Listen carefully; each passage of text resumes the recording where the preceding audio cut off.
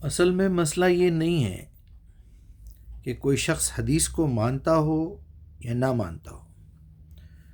مسئلہ یہ ہے کہ جو شخص حدیث کو ماننے لگا ہو وہ قرآن ہی چھوڑ دے، یا جو شخص قرآن کو مانتا ہو وہ حدیث ہی چھوڑ دے. تو یہ دونوں طرح کی ایکسٹریم اور دونوں طرح کی جہالت ہے. اس بات کو اچھی طرح سمجھ جائیے کہ کوئی بھی بات اگر حدیث کے نام پہ آپ کو سنائی جا رہی ہے تو مسئلہ کوئی نہیں ہے، پرابلم کچھ بھی نہیں ہے. ایک ذمہ داری ہے، بہت بڑی ذمہ داری ہے. یعنی آپ کو یہ بات کا یقین ہونا چاہیے کہ یہ بات واقعتاً رسول اللہ نے کہی ہو، ورنہ یقین مانیے اس قدر بری طرح پکڑے جانے والے ہیں ہم لوگ. ایسے اٹھا کے بول دیتے کچھ بھی، یہ حدیث میں ہے، یہ صحابی نے فرمایا، یہ بخاری میں ہے، یہ مسلم میں ہے، یہ فلاں حدیث میں. بہت سارے لوگ 90% لوگ تو حوالہ دیتے ہی نہیں، ایک حدیث میں آیا ہے بول کے شروع ہو جاتے. بھائی یہ بہت بڑی ذمہ داری ہے. آپ کو تھوڑا احساس نہیں ہو رہا ہے؟ تھوڑا سوچ رہے ہیں آپ کیا کر رہے ہیں؟ آپ قرآن کی کوئی بھی آیت سنائیے، تھوڑی سی غلطی کیجئے پکڑ لے گا سامنے والا 1 منٹ میں، کیونکہ اللہ تعالیٰ نے اس کی حفاظت کی گارنٹی لی ہے کہ نہیں اس کی حفاظت میں کروں گا. تم لوگوں کے ہاتھ میں کتاب دے کے دیکھ لیا، ہر ایک نے کچھ نہ کچھ گڑبڑ کر دی اس میں. اب یہ کتاب میتھمیٹیکل پوائنٹ آف ویو سے A to Z ایسی موتیوں کی طرح پوری ہوئی ہے.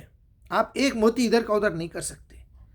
آپ 2 کے بعد 6، 6 کے بعد 8، 8 کے بعد پھر 1، 1 ایسا نہیں کر سکتے. آپ ایک قانون ہے بندھا ہوا، 1 2 3 4 5 6 7 8 9، ایک قانون ہے بندھا ہوا، اس سے آپ ہل ہی نہیں سکتے. آپ میل کو فیمیل، فیمیل کو میل نہیں لکھ سکتے. اللہ تعالیٰ نے اتنے سے فارمولے کے اندر پوری عربی زبان کو نچوڑ کے رکھ دیا ہے، باندھ کے رکھ دیا ہے.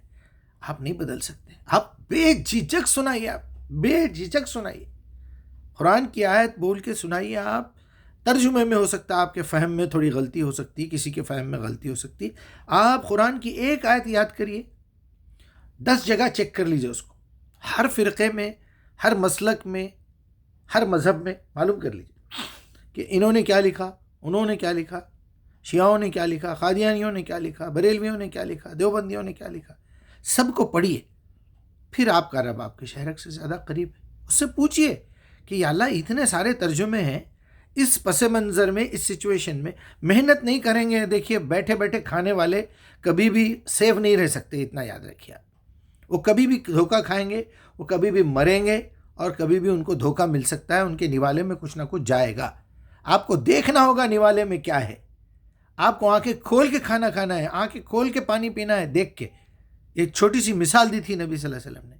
آپ کو روایت چیک کرنا پڑے گا. یہ روایت عقل سے میچ ہوتی نہیں، انسانی فطرت سے میچ ہوتی ہوتی، سارے انسانوں کے لیے اپلیکیبل ہے یا نہیں ہے، قابل عمل ہے یا نہیں ہے، قرآن میں لکھی ہوئی ہے یا نہیں ہے، کیا اس کو موتیوں کی طرح جوڑا جا سکتا ہے یا نہیں جا سکتا. آپ اٹھا کے حدیث بول دیں گے کوئی بھی بات. دیکھیے یہ بہت بڑی ذمہ داری ہے. جس شخص کو محمد الرسول اللہ سے واقعی محبت ہے، جو شخص رسول اللہ کی عزت کرتا ہو، جو شخص رسول اللہ کو اللہ کا رسول مانتا ہو، آخری پیغمبر مانتا ہو، جو یہ سمجھتا ہو کہ ہمارے پیارے نبی محمد الرسول اللہ بن عبداللہ بن عبد المطلب آخری سچے رسول، صادق اور امین تھے، تو وہ کبھی بھی کوئی روایت ایسے نہیں سنائے گا. اس کو مانج کے دیکھے گا. اور جب وہ بات قرآن سے میچ ہوتی ہے تو اب آپ کے سامنے 2 ہی آپشن رہ گئے. آپ قرآن کو چھپائیے یا رسول اللہ کی بات کو چھپائیے.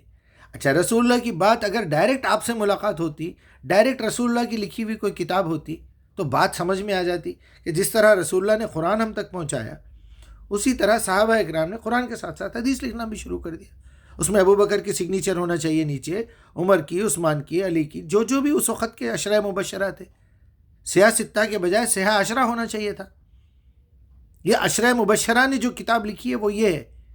اس کے بعد یہ کتاب کی کاپی فلاں امام نے کی، فلاں امام نے کی، فلاں امام نے کی. نو پرابلم بھائی، وہ آپ میرے ابا تک نام لکھ کے بتائیے مجھے. لیکن آپ شروع ہو رہے ہیں 200 سال کے بعد امام بخاری کا نام لے کے، ابو حنیفہ، شافعی، مالکی، حنبلی کا نام لے کے، یا سیاہ ستہ کے ائمہ کا نام لے کے، یا اور کوئی بھی. آپ کو بالکل پتہ نہیں ہے ان کے اوپر کے جن لوگوں کے نام لکھے ہوئے ہیں وہ لوگوں سے وہ واقعی ملے یا نہیں ملے. آپ یہ پوری محنت کرنے کے بجائے جب یہ محنت کریں گے کہ کنٹینٹ کیا ہے، جب وہ کنٹینٹ قرآن میں لکھا ہوا ہے تو کیا ضرورت ہے رسول اللہ کا نام لے کے پیش کرنے کی؟ کیا یہ کافی نہیں ہے کہ پوری کی پوری قرآن ہم کو رسول اللہ نے دی ہے؟ اور کیا ہم یہ بھول جاتے ہیں کہ اگر آپ کو روایتوں پہ پورا بھروسہ ہے، مجھے ہے بھروسہ، میں سب سے پہلی روایت کون سی لیتا ہوں؟ خیر الحدیث کتاب اللہ، خیر الحدی حدی محمد. سچی بات، صحیح بات، بہترین بات میری منہ سے جو نکل رہی ہے وہ قرآن میں لکھی ہوئی ہے، کیونکہ میں اللہ کا پیغمبر ہوں. اللہ نے پکار کے نہیں بولا تم نے سنا نہیں، جبرائیل کو تم نے نہیں دیکھا، میں جب تک ریپیٹ نہیں کرا، میں لکھوایا نہیں، تم نے نہیں لکھا. خیر الحدیث کتاب اللہ، خیر الحدی حدی محمد. ڈائریکشن محمد کا ہے، ہدایت مطلب ڈائریکشن. اس کے بعد آپ نے ساری باتوں کو ریجیکٹ کر دیا. شر الامور محدثات ہوا. اس کے بعد میرا نام لے کے جو بھی کھڑے گا بات میری، میرا نام لے کے، صحابہ کا نام لے کے، ائمہ کا نام لے کے، وہ بدکار لوگ ہیں. محدثات ہوا، من گھڑت باتیں ہیں، یہ سب جھوٹی باتیں ہیں. محدثات بکواس صحیح ترجمہ ہے محدثات. کل محدثۃ بدعہ. اور ہر اس طرح کی بکواس جو ہے وہ ایک نئی بدعت پیدا کرے گی. دین مکمل ہو چکا ہے. الیوم اکملت لکم دینکم.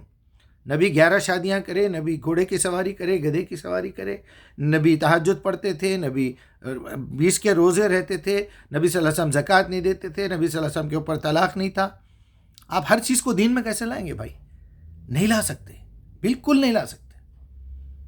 آپ دین کے اندر وہی باتیں لائیں گے، الیوم اکملت لکم دینکم، آج میں نے تمہارا دین مکمل کر دیا.